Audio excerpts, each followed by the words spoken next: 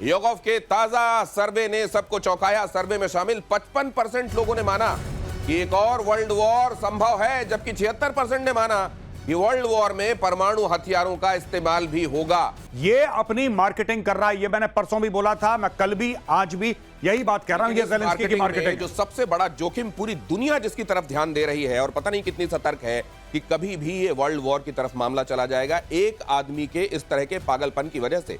रूस की धमकी के बाद दुनिया में परमाणु हमले का डर। ये खबर देखिए, रूस बदल सकता है नो फर्स्ट यूज की पॉलिसी। छोटे परमाणु हथियार यानी टैक्टिकल न्यूक्लियर वेपन के यूज की पॉलिसी बदलने पर विचार। पुतिन ने कहा जरूरत पड़ी तो परमाणु हमला करेंगे, और पुतिन ने यह भी स्पष्ट कर दिया है कि अगर जरूरत पड़ी तो पहला हमला हम करेंगे। सर ये तो बड़ा खतरनाक हो जाएगा दुनिया के लिए। Mutually assured destruction. ये कल ही हम लोगों ने कहा था और डिस्कस किया था। ये बहुत डेंजरस मोमेंट है इस पूरे 3 साल का जो युद्ध चल रहा है यूक्रेन और रशिया के बीच में। और इस वक्त जो छेड़छाड़ हो रही है, और जैसा गौरव ने बताया बिल्कुल सही है, ये छेड़छाड़ सिर्फ इसलिए हो रही है, जानबूझ के की जा रही है कि वेस्टर्न अटेंशन मिले। ये वैसे ही जैसे एक बच्चा अपने अटेंशन के लिए माँ बाप के सामने चिल्लाता है। अभी ज़ेलेंस्की वही काम कर रहे हैं, अपनी तरफ ध्यानाकर्षण करने के लिए। He is done 2 things which are very dangerous from global peace perspective. अब इसको देखना पड़ेगा पूरे संसार को। साथ में प्राइम मिनिस्टर स्टारमर का भी एक बयान आया है। कीथ स्टारमर क्या कह रहे हैं? हाँ, कीथ स्टारमर कह रहे हैं कि हमें तैयार रहना पड़ेगा। उन्होंने 2.5% रहा है, we have to be war ready. उन्होंने जिस तरह न्यूक्लियर सबमरीन बनाने की यूरोप ना चाहते हुए भी पूरा का पूरा आग में आएगा। एक बात बस कहना चाहूंगा, और अमेरिका भी आ जाएगा जो हाथ खींचना चाह रहा है इससे, क्या उसको भी आना पड़ेगा? यही बात बोलो। ये जो क्या सिचुएशन क्रिएट कर रहे हैं यूरोप, जो वर्ल्ड वॉर 2 में हुआ था। इनिशियली अमेरिका वर्ल्ड वॉर 2 को ज्वाइन नहीं करना चाहता था। बार बार विंस्टन चर्चिल ने जाके रिक्वेस्ट करके और ऐसी सिचुएशन क्रिएट की, जब उनका वो आ रहा था, शिप आ रहा था, और उसको यू बोट ने मारा, उसने उनको अपनी तरफ खींचा। और पर्ल हार्बर ऑफ कोर्स एक बड़ा मोमेंट बन गया। तो ये ना चाहते हुए भी वर्ल्ड वॉर की तरफ जा रही है। क्या आपको भी अंदेशे हैं मेजर गौरव? देखिए, मैं ये तो नहीं कहूंगा वर्ल्ड वॉर, लेकिन मैं ये कहूंगा कि ये फैल सकता है पूरे यूरोप में। और नेटो के चीफ ने ये बोला है कि 5% ऑफ जीडीपी का सारे नेटो कंट्रीज जो हैं अपना डिफेंस का बजट करें। किसी का 1%, किसी का 1.5%। He says no boss, 5% minimum GDP का चाहिए डिफेंस बजट। ये नेटो के जनरल सेक्रेटरी ने बोला है। तो आज की तारीख में यूरोप में होड़ लग गई है हथियार खरीदने की। सब लोग हथियार जमा कर रहे हैं और सबको पता है यूक्रेन के बगल में क्या। आप मैप देख लीजिए, आपको पता लग जाएगा। आप मैप देख लीजिए, रशिया में जो सेंट पीटर्सबर्ग है उसके बगल में कौन सा देश है आप ये देख लीजिए। Russia goes right into Europe. Northern Europe के अंदर घुस रहा है वो। ईस्टर्न यूरोप के अंदर रशिया इतना बड़ा है। तो अगर रशिया का ये जो आप कह रहे हैं ना वर्ल्ड वॉर, ये कम से कम यूरोप वॉर तो हो ही जाएगा। और वो लोग भी मानते हैं। और पहले जो यूरोपियन कंट्रीज, भाई साहब, जो ये कहती थी ना कि प्राइमरी थ्रेट चाइना है और सेकेंडरी थ्रेट रशिया है, अब वो लोग रिकैलिब्रेट कर रहे हैं। कह रहे हैं यार ऐसा ना हो कि प्राइमरी थ्रेट रशिया ही हो। चाइना तो जब होगा, चाइना क्या करेगा? सस्ते माइक्रोवेव बेच देगा, आपका माइक्रोवेव और वॉशिंग मशीन का मार्केट खराब कर देगा। कुछ आपसे इंटेलिजेंस की चीजें, आईपी वाली चीजें चोरी कर लेगा। और चाइना क्या करेगा? रूस तो वहां पे पहुंचा है, बम मार रहा है। कल बम मार सकता है रशिया, कल बम मार सकता है रशिया। पश्चिमी देशों में फिर से विश्व युद्ध का डर। योगोव के ताजा सर्वे ने सबको चौंकाया। सर्वे में शामिल 55% लोगों ने माना कि एक और वर्ल्ड वॉर संभव है, जबकि 76% ने माना कि वर्ल्ड वॉर में परमाणु हथियारों का इस्तेमाल भी होगा। और अगर ये होगा तो फिर समझ लीजिए कि कैटास्ट्रॉफी क्या होगी, उसको शब्दों में नहीं बांधा जा सकता। लेकिन कहा जा रहा है कि वर्ल्ड वॉर, बहुत सारे लोग तो ये भी कहते हैं कि इट इज ऑलरेडी ऑन, ये और भड़क जाएगा। लेकिन ये पहले से चल रहा है, कम ज्यादा ये चल रहा है, और देश भी कम ज्यादा इसमें मुलव्विस है पहले से। क्या मेजर आप भी मानते हैं ये बात? ये मैं मानता हूं। ये जिस तरीके का वर्ल्ड वॉर हम लोग समझ रहे हैं कि पूरी दुनिया आग में जलेगी, ऐसा नहीं होगा। लेकिन आप देखिए ना, एक तरफ इजराइल हमास का, जिसमें ईरान तक शामिल है, जिसमें पूरा मिडिल ईस्ट जल रहा है। दूसरी तरफ ये रशिया यूक्रेन की लड़ाई, जिसमें पूरे यूरोप में फैलने का अंदेशा है। और पूरा यूरोप अपना डिफेंस का बजट बढ़ा रहा है। क्यों बढ़ा रहा है डिफेंस बजट? क्यों? हम तो यहां पे टेलीविजन स्टूडियो में डिस्कस कर रहे हैं। यूरोप की कंट्रीज, जो नेटो की कंट्रीज हैं, काफी सारी उसमें यूरोपियन कंट्रीज हैं, नेटो के देश कह रहे हैं कि 5% ऑफ जीडीपी हम कमिट करते हैं। आप सोच लीजिए, कोई भी देश, छोटा देश कहता है 5% जीडीपी डिफेंस में जाएगा। आप सोच लीजिए वो क्या करना चाह रहा है, उसको कितना खतरा महसूस हो रहा होगा कि अभी रूस आएगा। जिस दिन पुतिन सनका, मैं आपको बता रहा हूं, ये जो छेड़ रहे हैं ना इसको, ये क्यों छेड़ रहा है? एक तो वर्ल्ड अटेंशन के लिए, और इसको पता है यही काम पाकिस्तान ने पहलगाम में करा था। मैं आपको एक एग्जांपल देता हूं, पैरेलल नहीं है, पैरेलल नहीं है, मैं कंपेयर नहीं कर रहा, मैं आपको सिर्फ एक आइडिया दे रहा हूं कि पाकिस्तान ने क्या बोला। उसको पता था भारत रिटेलिएट करेगा, उसको पता था, इसीलिए वो चाह रहा था कि इंटरनेशनलाइज हो जाए कश्मीर। एक एम ये भी था पाकिस्तान का, कई एम हो सकते हैं, लेकिन उनमें से 4-5 एम्स में से ये था कि कश्मीर दोबारा 370-35 से हटने के बाद इंटरनेशनलाइज हो जाए।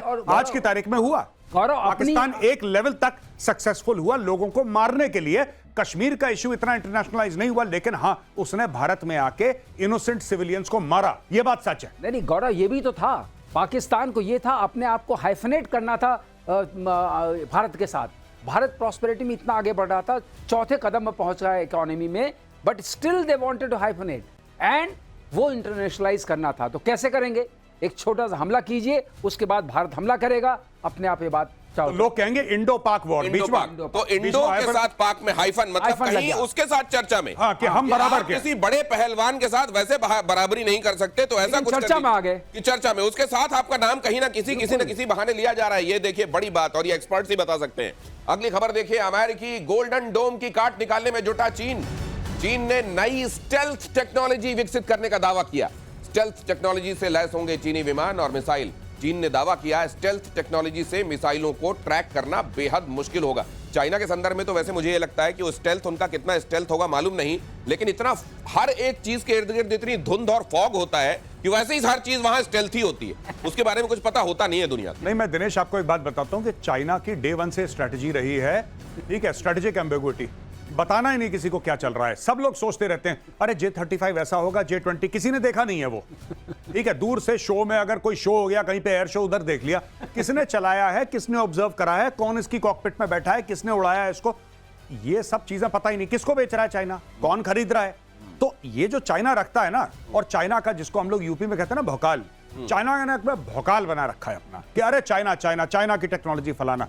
गोल्डन डोम, अच्छा दूसरी एक और बात आपने गोल्डन डोम, जो गोल्डन डोम के संदर्भ में हम चर्चा कर रहे हैं, क्या ये जैसे ये होता है, हम एक जमाने में ये भी होता था कि भाई इधर सचिन तेंदुलकर होंगे तो उधर से कौन होगा, क्या शोएब अख्तर होगा, वसीम, कुछ नाम जोड़ने की कोशिश होती है। क्या उधर से गोल्डन डोम एक नाम हमने सुना, तो इधर से भी कि हम ऐसा स्टेल्थ कर देंगे और ये कर देंगे, ये वो भी है क्या? मैं एक बात आपको बताता हूं, ये गोल्डन डोम वगैरह एक हायर लेवल पे ठीक है, लेकिन अभी जो यूक्रेन ने करा रशिया के खिलाफ, उसमें कौन सा गोल्डन डोम काम कर लेता अगर होता तो? सही बात, होता तो सही बात। और वो पता है क्या, वो शादी वाले ड्रोन जैसे हैं वो जैसे शादियों में होते हैं ना ड्रोन जो खींचता है कि हाँ। मेरी हैरानी इस बात को लेकर भी है कि वो शादी वाले ड्रोनों के लिए भी उतनी सेंसिटिव जगह पर क्या रशिया के पास कोई एयर डिफेंस मैकेनिज्म नहीं था? ड्रोन इतने छोटे हो गए, अब क्या करेंगे। और ये मैं आपको एक और बात बताऊं, ड्रोन गए ऊपर, ड्रोन गए ऊपर, सीधा उसने जहाज में क्रैश करवा दिया, सारे जहाज जल गए।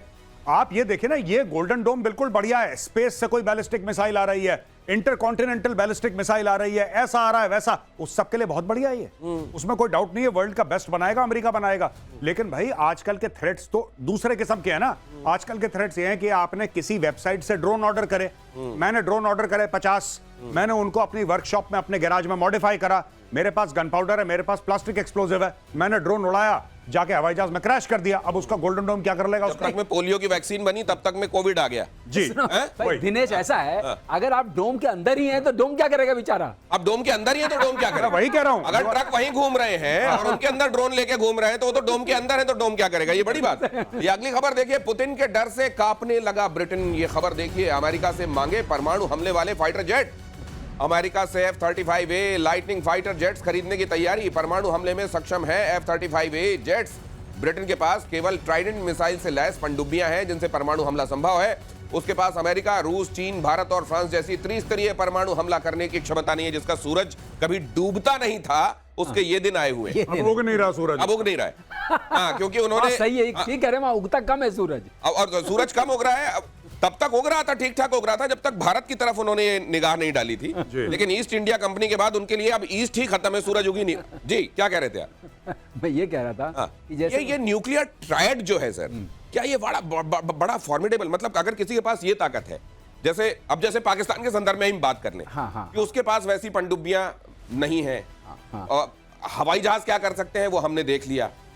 ये ट्रायड का होना क्या बहुत फॉर्मिडेबल बना देता है किसी को? फॉर्मेटल ये बना देता है दिनेश कि आप हवा से भी मार सकते हैं, वो शक्ति आपके पास है, जैसे स्ट्रेटेजिक बॉम्बर्स की हम बात कर रहे थे। हाँ। और दूसरी आप लैंड से साइलोज में हैं, तो साइलोज फिक्स होते हैं, वहां से आप लॉन्च कर सकते हैं, तो वो आपके पास शक्ति है। और तीसरी शक्ति है आपकी पनडुब्बियों की, जो बहुत बड़ी शक्ति होती है, क्योंकि पनडुब्बियों में क्या होता है कि वो कहाँ है, वो बहुत एक जो जान उस पनडुब्बी में है और बहुत कम चेन ऑफ कमांड को बताता है। नेवल हेडक्वार्टर्स में भी सबको नहीं पता रहता है, सिर्फ नीड टू नो बेसिस पर पता रहता है। तो अगर उसके अंदर आपकी परमाणु शक्ति है, तो जब सब कुछ नष्ट हो गया, आप टेक ऑफ नहीं कर सकते हैं, आपके साइलोस पर अटैक हो गया है, तब पनडुब्बी से निकलेगा।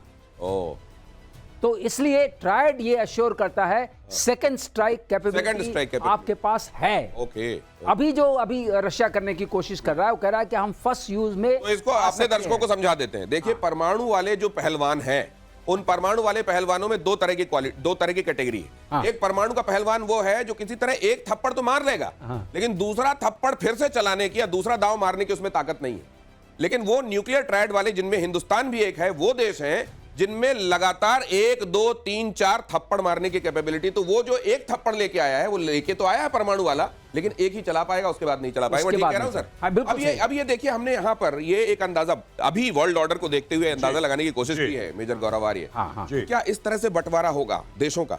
क्या एक तरफी? और ये स्पेशल ग्राफिक बनाया है, बहुत कमाल का ग्राफिक है, इसके लिए हमारी टीम को साधुवाद। Britain, Israel, France, Poland, Sweden, Australia, दक्षिण Korea, America, Canada, Germany, Italy, Norway, Finland, Japan, क्या ये एक तरफ होंगे? क्या चीन, बेलारूस, सीरिया, रूस, ईरान, नॉर्थ कोरिया, क्यूबा दूसरी तरफ होंगे? क्या ये आइडिया लगता? अगर ऐसा होगा जी, तो फिर मैं ये भी बात करना चाहूंगा कि हम अपना नाम किस तरफ कैसे देखें। जी, मैं आपको बता देता हूं दिनेश, ये ऑलरेडी है, ये होगा नहीं है आज की तारीख में जी। और एक लूज कोएलिशन ऑलरेडी बन चुका है। नेटो क्या है? नेटो तो वही है ना जो लेफ्ट हैंड साइड में है स्क्रीन जी पे। जी जी जी। Most of the countries are part of NATO, वही तो है। और राइट हैंड साइड में आप देखिए कि सबसे बड़ा वहां पे जो इकोनॉमिक सुपर पावर है वो चाइना है, और सबसे बड़ा मिलिट्री सुपर पावर रशिया है वहां पे, और ईरान, ये जितने भी स्टेट है। अब मैं आपको बताता हूं भारत का है। G20 जब हुआ था, भारत ने बोला था कि अफ्रीकन यूनियन, भारत ने उसको परमानेंट मेंबर बनवाया, मोदी जी ने जब स्पीच दी। भारत ये कह रहा है कि ना हम तुम्हारे साथ है ना तुम्हारे साथ, हम अपने साथ हैं। और भारत कह रहा है कि मल्टीपोलर वर्ल्ड है, बाइपोलर वर्ल्ड नहीं है, जहां पे एक तरफ